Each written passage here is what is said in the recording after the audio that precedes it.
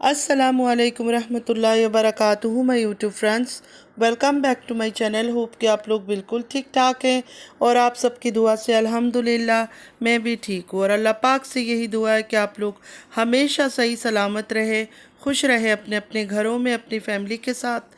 आमीन सुम्मा आमीन। नमाज़ पढ़ा कीजिएगा, नमाज हम पर फ़र्ज़ है।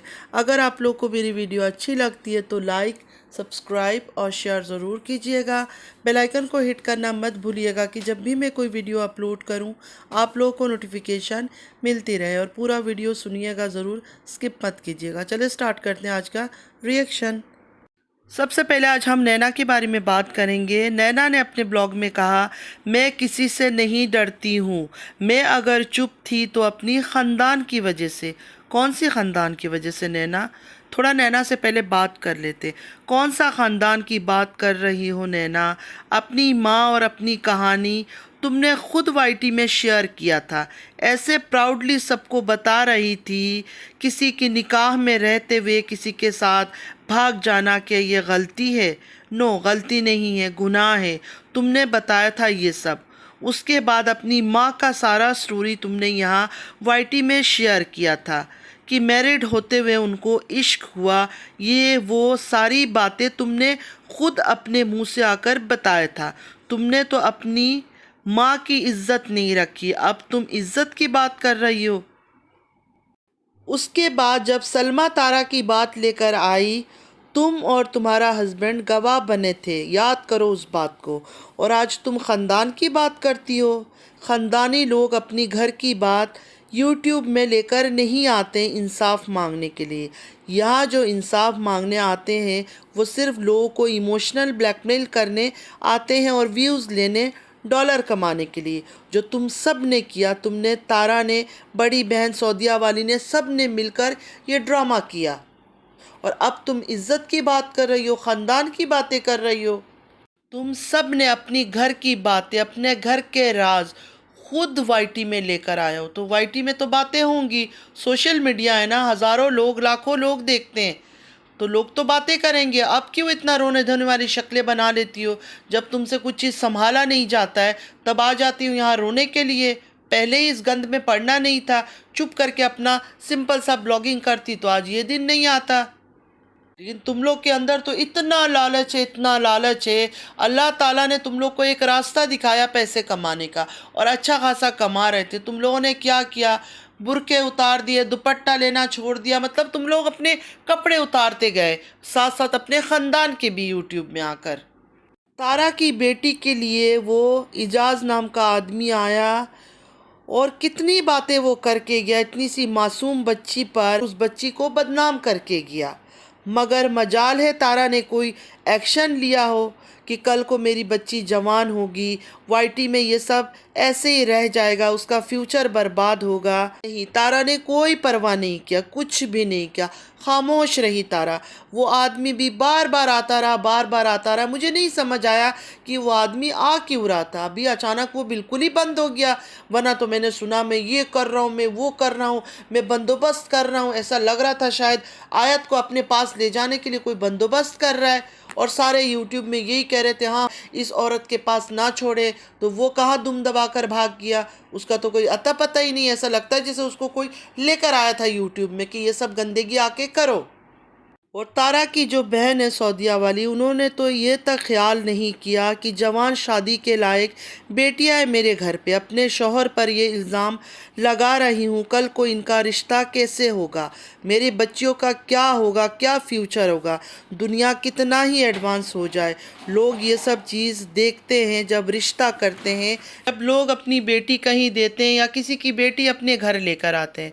100% जाके सर्च करते हैं, पता करते हैं, देखते हैं कि वो घर कैसा है जहाँ हम बेटी दे रहे हैं या जिसकी बेटी हम घर पे लेकर आ रहे हैं। लेकिन इनके घर पे क्या होगा, किस तरह होगा? मुझे तो ये नहीं समझ आता है कि ये लोग डॉलर कमाने के लिए इतना कैसे गिर सकते हैं।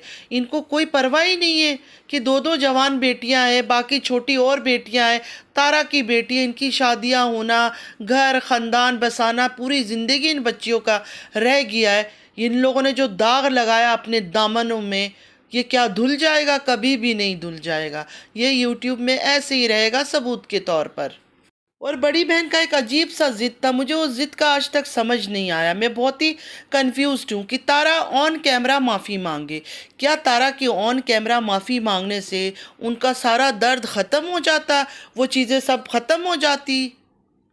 कोई भी जब लड़की देता है या लड़की लेकर आता है, लोग देखते हैं इसकी माँ कैसी है, इसका बाप कैसा है। तो इनकी बेटियों की क्या इज्जत रहेगी कि बाप 30% है, खाला 70% है, खुद ही इन्होंने टैग दे रखा है एक एक। तो इज्जत की बात तो बिल्कुल करो ही नहीं, ठीक है नैना, इज्जत की बात तो आप बिल्कुल करो ही नहीं। अच्छा नहीं लगता आपके मुंह से ये सब बातें सुनने में भी। इस घर में बेटियां होती है, माँ को बहुत कुछ सोचना पड़ता है, सहना पड़ता है। इतना झूठ कैसे बोल लेते हो और मुंह इतना सीरियस बना लेते हो, जैसे सच बोलने के अलावा तो कभी झूठ बोला ही नहीं हो तुम लोगों ने। अब तो ड्रामे करना बंद कर दो। अल्लाह ताला ने माँ बनने का मौका दिया है।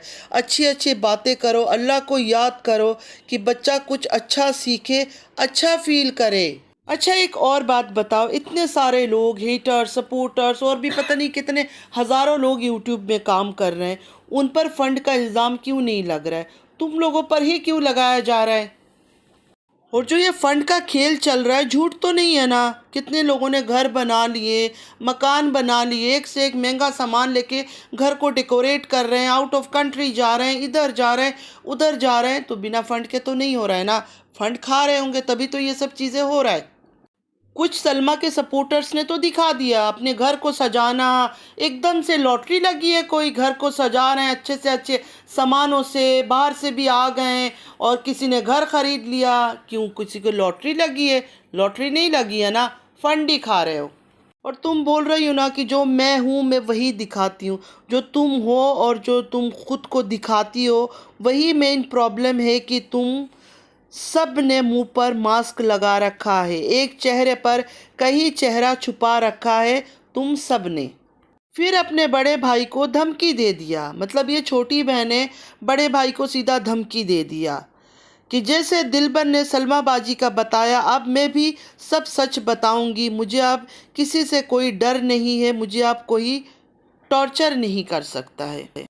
तो मैं ये कहूँगी, मासूम बच्ची, जब तुम बात करती हो दिल करता है फीडर बनाकर दे दूँ कि ये पियो। काकी हो, अभी नन्ही मुन्नी बच्ची हो। कब बताओगी सच? कितने दिन में? कौन से साल? बताओ ना सच। हर कुछ दिन में स्टेटमेंट चेंज करती हो। अब तुम पर भरोसा भी कौन करेगा? कोई भरोसा नहीं करेगा तुम्हारी बातों पर, क्योंकि हर कुछ दिन में तुम आके अपना एक ब्लंडर छोड़ देती हो, तो तुम पर भरोसा करेगा कौन? फिर भी तुमसे रिक्वेस्ट है कि सच बोलो, मुंह खोलो, यही अच्छा टाइम है। तुम लोगों ने जो गंदा खेल रचाया हुआ है यूट्यूब में, इस गंदगी को ख़त्म करने का इससे अच्छा मौका तुम्हें नहीं मिलेगा। तो जल्दी जल्दी सच बताओ।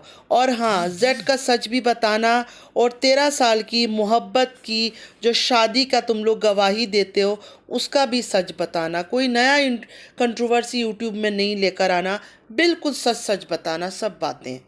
और एक बात मुझे बताओ, रहती तो तारा के साथ थी, उसके घर पूरा पूरा दिन, रातें भी गुजारती थी, दिन भी गुजारती थी, दोनों हस्बैंड वाइफ, उसका घर को क्लीन भी करती थी, उसके बच्चों के साथ भी खेलती थी, फ़ोटो वीडियो हर टाइम तारा के साथ निकालती थी। तो अचानक ये सलमा से इतना प्यार कहाँ से आया? सलमा से इतना ज़्यादा प्यार कब और कैसे हो गया? जेड वाला कहानी जब तक सलमा नहीं लेकर आई थी, उससे पहले तो इतना प्यार मोहब्बत था ही नहीं। कभी मैंने सलमा का नाम तुम लोग के मुंह से सुना भी नहीं था, सिर्फ तारा के मुंह से ही सुनती थी उसकी बड़ी बहन के बारे में। लेकिन तुम्हारे मुंह से या तुम्हारे घर के अंदर कभी सलमा के बारे में जिक्र भी नहीं होता था। अचानक इतना प्यार, इतना मोहब्बत, इतना भरोसा कहाँ से आया और कैसे? पूरे यूट्यूब के सामने अपने माँ को बदनाम कर दिया, अपनी माँ की इश्क की दास्तानें सुना दी। लेकिन सलमा बाजी कुछ अलग तरीके से करती हो, वो समझ नहीं आ रहा। देखो, प्यार करना चाहिए, खाला है, खालाओं से बहुत प्यार होता है, हमें भी अपनी खालाओं से बहुत ज़्यादा प्यार है। लेकिन ये जो दिखावे वाला प्यार है ना, ये थोड़ा सा हज़म नहीं होता है। क्योंकि पहले भी आप वीडियोस तो बनाती थी, ब्लॉग भी करती थी, कभी भी इजहार नहीं किया सलमा खाला से अपनी प्यार का। आजकल बड़ा ज़्यादा इजहार कर रही हो तो थोड़ा सा फिशी लग रहा है हर चीज़। फिर नैना ने कहा कि जो भी वॉइस रिकॉर्डिंग है तुम लोग के पास सब लगाओ। नैना मत बोलो ऐसे, सच में वो लोग लगा देंगे, क्योंकि इससे पहले भी तुम्हारा वॉइस लीक हुआ था, याद है? शायद याद हो तुम्हें। उसमें तुम अपनी भाभीियों की बुराई कर रही थी, याद करो वो सब बातें। नैना ने कहा मैं ये सोच के चुप हूँ कि नहीं करो नहीं करो, मतलब नहीं बोलो नहीं बोलो, मतलब नहीं बताओ जो बातें। नैना को सारी राज पता है।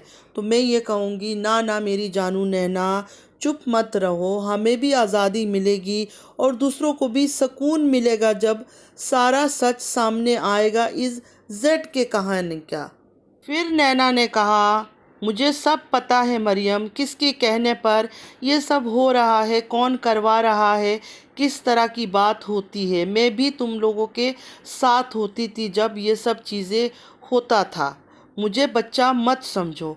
तो मैं ये कहूँगी, ना ना नैना, ये गलती मरियम करे तो करे, मैं ये गलती नहीं करूँगी कि तुम्हें बच्ची समझूँ। तौबा तौबा तौबा, बच्ची नहीं हो तुम, माशाल्लाह मैच्योर औरत हो। फिर नैना ने कहा पूरे 1 साल से मैं सॉरी करती आई हूँ। मुझे तुम लोगों ने किस तरह से इस्तेमाल किया है, मुझे सलमा बाजी ने इस्तेमाल नहीं किया है, मैं कभी नहीं बोलूँगी। चलो नैना, ये तो बहुत अच्छी बात है, बहुत गुड न्यूज़ है, अल्हम्दुलिल्लाह, शुक्र अल्हम्दुलिल्लाह। अगर सलमा जी ने तुम्हें इस्तेमाल नहीं किया है तो किसने इस्तेमाल किया है ये बताओ ना, उसका नाम तो लो, हमें भी पता चले। इतनी मासूम बच्ची को किसने इस्तेमाल कर लिया। फिर नैना ने कहा तुम लोगों ने मुझे मैसेज किया था कि तुम प्रेग्नेंट हो, तुम्हारे घर सपोले पैदा होंगे। अरे नैना, किसी के कहने से क्या तुम्हारे घर में सपोले पैदा हो जाएंगे? तुम्हें अपना नियत देखना, अपना ईमान देखना, अपनी अमाल देखनी है, से अपनी औलाद के लिए दुआ करनी है। किसी के कुछ भी कहने से कुछ नहीं होता, ठीक है? ये सब फजूल की बातें हैं। सो कॉल्ड रिएक्शन वाले जो बोलते हैं, इसलिए तुम लोग ऐसे बोलते हो। तो मैं ये कहूँगी, रिएक्शन वालों को सो कॉल्ड नहीं बोलो, उनको बोलो जो तुम्हारे करेक्टर पर बातें कर रहे हैं, उनको जाकर सो कॉल्ड बोलो, सबको नहीं बोलो। सबको बोलोगी तो फिर हमारे पास भी मुंह है, हम भी बोलेंगे तुम सो कॉल्ड हो, हर दूसरे दिन आती हो ब्लंडर करने यूट्यूब के अंदर, माँ बनने वाली हो, फिर भी तुम्हारे अंदर सुकून नहीं है कि चुप करके बैठ के अल्लाह अल्लाह करूं, अपना वक्त गुजारूं। खुद इतना गंदे गंदे हरकत करते हो यूट्यूब के अंदर, तुम खुद अपने गंदगी यूट्यूब के लेकर आते हो, फिर तुम दूसरों को क्यों बोलते हो कि रिएक्शन ऐसे देते हैं, रिएक्शन वैसे देते हैं? फिर भी बहुत सारे लोग ऐसे हैं जो ज़बान को कंट्रोल करके बोलते हैं, और कुछ लोग जो तुम्हारे कैटेगरी के हैं, तुम्हारे ख़ानदान के कैटेगरी के हैं, वो तो फिर ज़ाहिर है गाली गलौज गंदी बातें करते ही हैं। तो उनको अलग रखो, मिलाओ नहीं सबके साथ। साथ ही नैना ने कहा कि अल्लाह को हाजिर नाजिर जानकर सच बताऊंगी।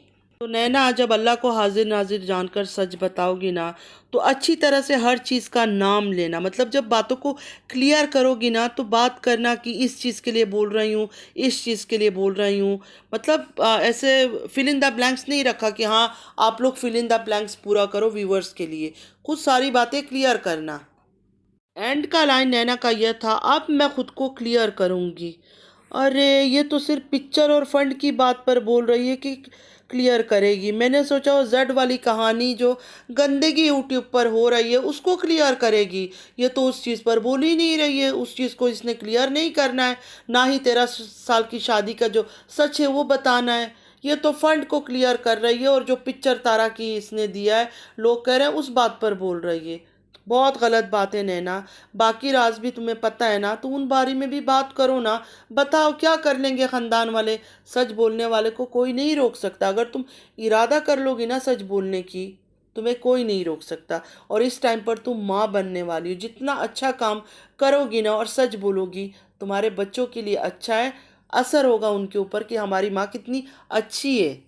अब मैं इतना टाइम से इसकी वीडियो देख रही हूँ, मैं सोच रही हूँ जट की कहानी को क्लियर करेगी, 13 साल की मोहब्बत की शादी को क्लियर करेगी, क्योंकि सलमा बाजी का भी बारे में बोला, सलमा बाजी ने इस्तेमाल नहीं किया, ये नहीं किया, वो नहीं किया। तो मेन कहानी तो वही है ना, जेड वाली और 13 साल की मोहब्बत की शादी, उनको क्लियर करो, बाकी चीज़ें तो खुद ही सॉर्ट आउट हो जाएंगे।